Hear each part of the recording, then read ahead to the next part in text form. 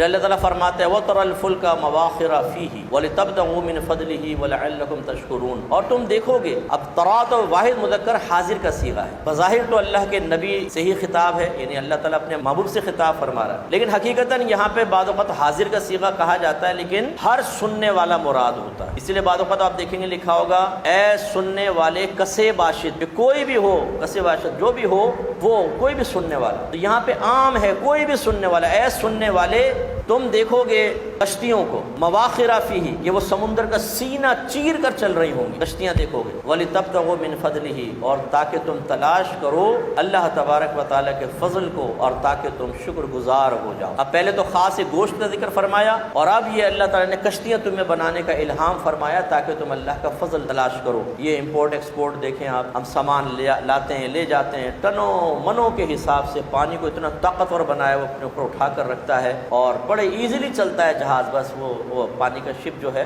بہت آسانی سے تیرتا ہے نا، تیرتا ہے، اتنا روڈ پہ سفر آسان نہیں ہوگا جتنا تیزی سے سمندر کے اندر ہو سکتا ہے۔ تو اللہ تبارک و تعالیٰ یہ احسان یاد دلا رہا ہے۔ اب یہ ہمارے نبی کی نبوت کی ایک بہت بڑی دلیل ہے کہ میرے آقا صلی اللہ علیہ وسلم نے نہ کشتیوں پہ سفر کیا ہے، نہ اپنے سمندر کی کوئی سیر فرمائی، لیکن جب آپ نے اس کو بیان کیا، میں نے ایک انگریز کی سوانحیات پڑھی تھی، وہ ان مقامات کو پڑھ کر نہ متاثر ہو گیا کہ یہ کتاب جس زمانے میں نازل ہوئی، اس زمانے میں تو ایسا نہ سمندر کے اندر کشتیاں تھیں بڑی بڑی کیسے، تو اس کا مطلب یہ کہ یہ ایک الہامی کتاب ہے، اللہ نے اس کو نازل کیا ہے، کیونکہ وہ نبی تو جو مسلمانوں کے ہیں وہ تو کبھی سمندری سفر پر نہیں گئے، اس کا مطلب اپنے پاس سے تو بنا کر یہ بیان کر ہی نہیں سکتے ہیں، وہ یقیناً کوئی نہ کوئی خبر دے رہا ہے، اور وہ کسی ایسے لوگوں کے پاس تو کبھی بیٹھے ہی نہیں کہ جو سمندروں کے سفر طے کر کے آ کے اور اپنی کہانیاں سنائے، اس کا مطلب ہے اللہ نے ہی الہام فرمایا، وہ ایمان لے آیا تھا اتنی بات پر۔ تو یوں بعض اوقات اللہ تعالیٰ کسی کو ہدایت دینا چاہے تو کوئی بھی بات یہاں بٹھا دیتا ہے اور وہی اس کی ہدایت کا سبب بن جاتا ہے۔ اسی لیے میں آپ سے گزارش کرتا ہوں کہ کوئی اپنے علاقے کے چرسی، موالی، زانی، آوارہ گرد لڑکے کو دیکھ کر جو کرائم میں بہت آگے ہو،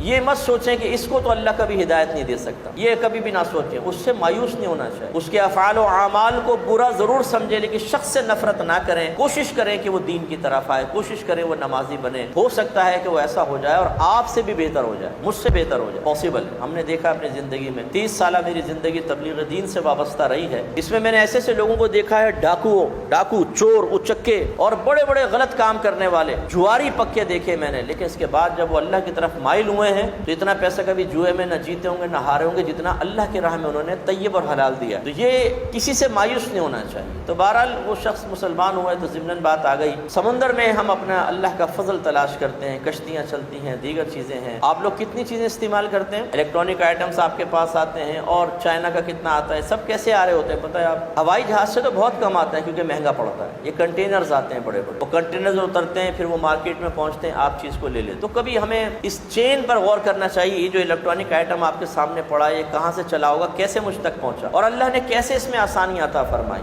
تو یہ چیزیں ہمیں اللہ کے قریب کرتی ہیں۔ یہ کتنا پیارا سسٹم ہے، پوری دنیا کا اللہ نے ایک نظام بنایا ہے، جو ہمیں اگر سمندر میں سفر کرنا تھا، فاصلہ کم وقت میں طے ہونا تھا، اس کے لیے آلات چاہیے تھے، آلات کا الہام فرمایا، بڑے بڑے جہاز بنانے کا، سمندر کو مسخر کیا، آپ یہاں سے وہاں تک پہنچ گئے۔ امریکہ بھی اسی طرح دریافت ہوا تھا، سمندری سفر کرتے کرتے وہ زمین پر اتر گئے، بھی یہ کون سی زمین ہے، پتہ چلا جی یہ امریکہ ہے، وہاں پہ رینڈ انڈینز رہتے تھے جو وہاں کے پہلے لوگ تھے، پھر جو جدید یہ امریکنز تھے انہوں نے جا کے چن کے ان کو مارا، یا جو ان کے ساتھ مل گئے، جدید نیا امریکہ بن گیا۔ یہ بھی زبردستی گن پوائنٹ پہ حاصل ہوا تھا،